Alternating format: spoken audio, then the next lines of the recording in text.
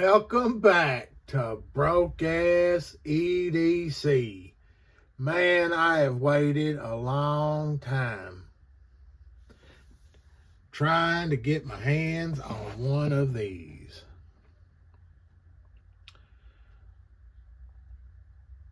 The Chaves Redencion 229 Kickstop. I wanted the drop point. The Lee Williams Kickstop. Man. Soak that big chunky boy up. Overall length 8.25 inches. Blade 3.63.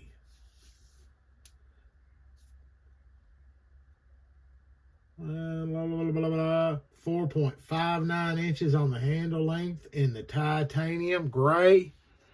And that blade, M390.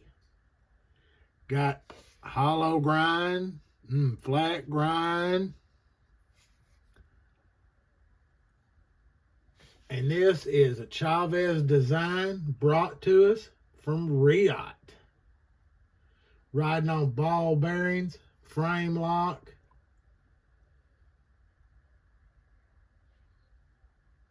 What can a fella say? Built tough, lightweight for as big as it is. Coming in at 6.60.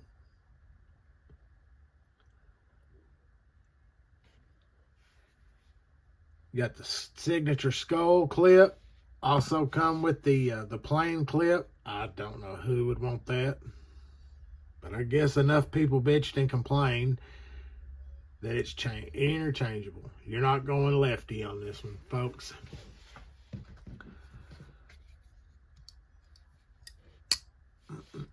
Dead nut center, as expected. Action is just ridiculous with that kickstop.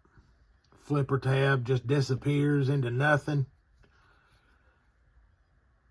All four fingers comfortably on the handle. Over-exaggerated jimping delay in that feels like it would almost tear your damn thumb off if you was to slip on it. That ridiculously sharp edge all the way through on it. Into that hollow grind, into the flat grind on the tip. I just prefer the way the drop point looks. The Tontos are all right, but that just settles with me better. Great lock bar access, and just that crazy kink and drop shut action there. No real hot spot in the combat gorilla grip. You can feel that tab on the pocket clip a little bit. You do have the customary Chaves points here. You can feel those when you're handling it. Sharp edge there, but I think it's just part of the design, and it's part of the whether you love it or you hate it aspect. Man. Really had this one built up in my head, and it pulled through. I was nervous when I finally worked out a deal where one was coming my way that I wouldn't be as happy with it as I thought I'd be. You know, you build up some of these blades and you're like, and then you get one or two that kind of let you down, and then you trade them off, but not this one. The only thing with this one that I've decided, now I have to get my hands on thumb stud version for sure. I don't think I even want to do any customization or any anno on it. Pretty happy with just the way it is. The 229 is, I think it's based off of the custom, the 228, which is the large American-made Chaveses. And once you get into that territory, you're talking about some serious coin. But you can pick these up for like $4, which is nothing to sneeze at by no means. But you're looking at over 6.5 ounces in weight. So there's a lot of titanium going into that. Not to mention this giant over 3.5 inches of M390 bowler steel. And then it being all put together by Riot, it's gonna be 400, high 3s to 4s. I've seen them in the secondary where you can pick them up for about $300 here and there. You just got to have your money ready and catch somebody, you know, ready to sell. It is